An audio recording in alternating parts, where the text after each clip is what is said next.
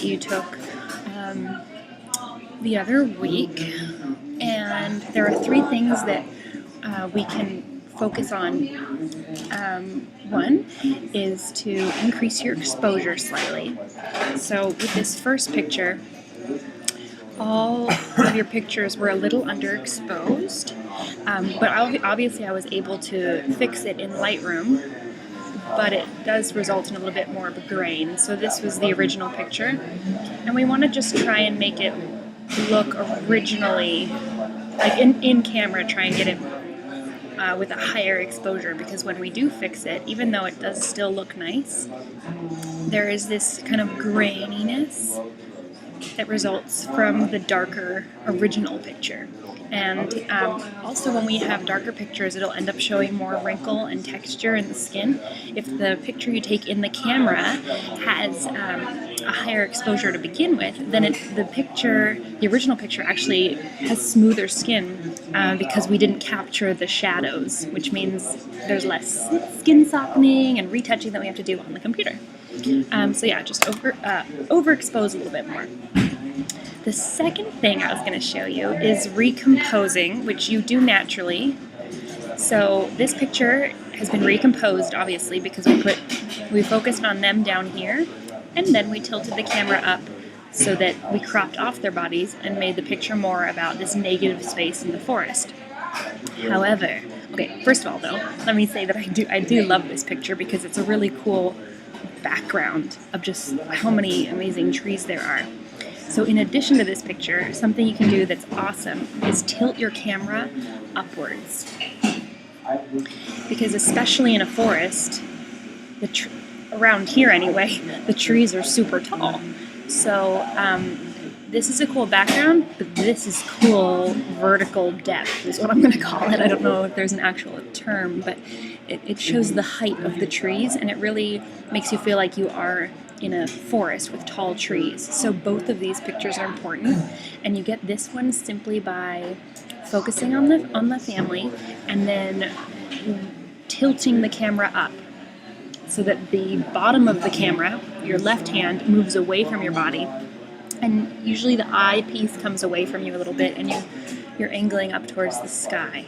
So that's recomposing for trees, and you can also do this like at the beach, but then this would all be sky, just like tons of negative space. Or if you're in a city with a building, then you can see how tall the building is. So anytime you're with anything big and tall above you, tilt it up and show that.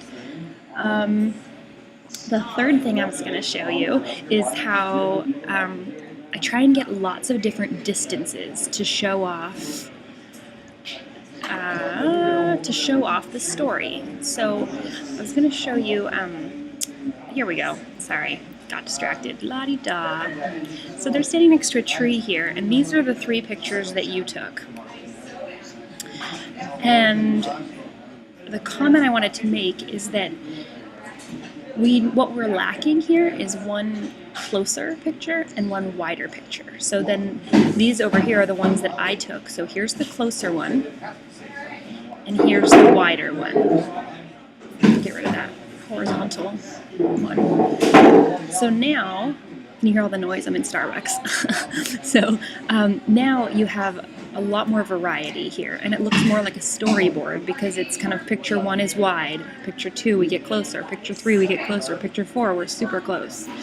This is the kind of thing that we can sell and put on a client's wall, or this makes an amazing blog post picture.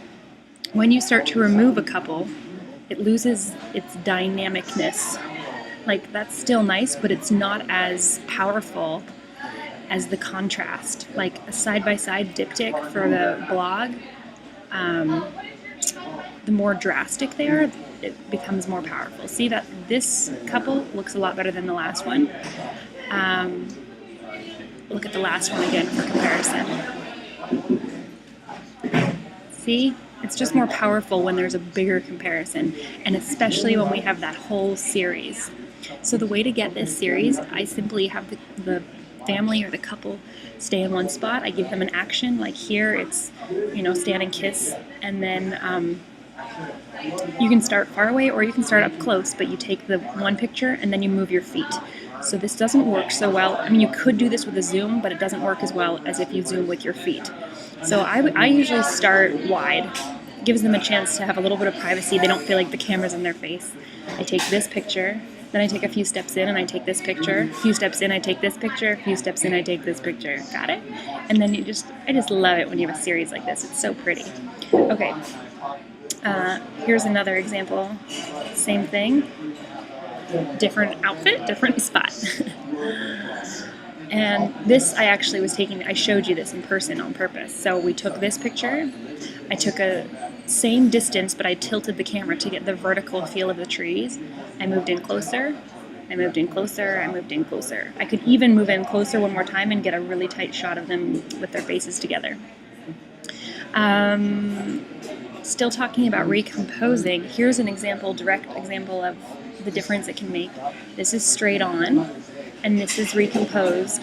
And I think this picture is nice, but I think this picture on the right is way better because you get this feeling of them at the bottom of a tall tree. Here, they're at the bottom of a tree, and the tree just gets cut off. Whereas here, it feels like, even though it gets cropped, it doesn't feel like it's getting cropped in half.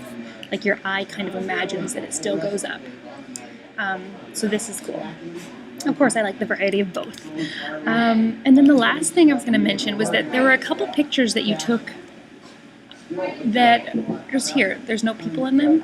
You just saw a beautiful light, like a beautiful moment in the forest, the sun there, and then the light on the side of this tree is beautiful with the ivy growing up.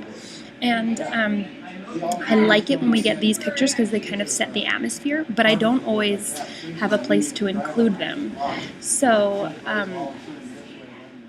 I guess what I'm trying to say is, although you can take pictures like this, I would totally recommend if you see a special moment with light happening, like get this picture set up and then go grab the family and have them stand right here and then make them tiny and recompose like you did. So you just add the family right there. It'd be so pretty and they'd be amazed with the light.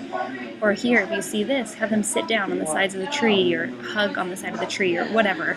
But like, if you see a special moment with light, grab the family and take that special picture with them in it, and then that picture becomes even more valuable because the family probably won't buy this picture even though it's pretty, but if they were in it, they'd definitely buy it. So, cool, that's the main thing. Expose a little bit more because your pictures were underexposed. Recompose to show the height of trees. Move your feet so that you get a variety of pictures from far away, medium, close, and even closer. And then whenever you see a special moment with light or background or whatever, grab the clients and make sure that they're in those special pictures. Cool. Thank you so much. You're awesome. Bye.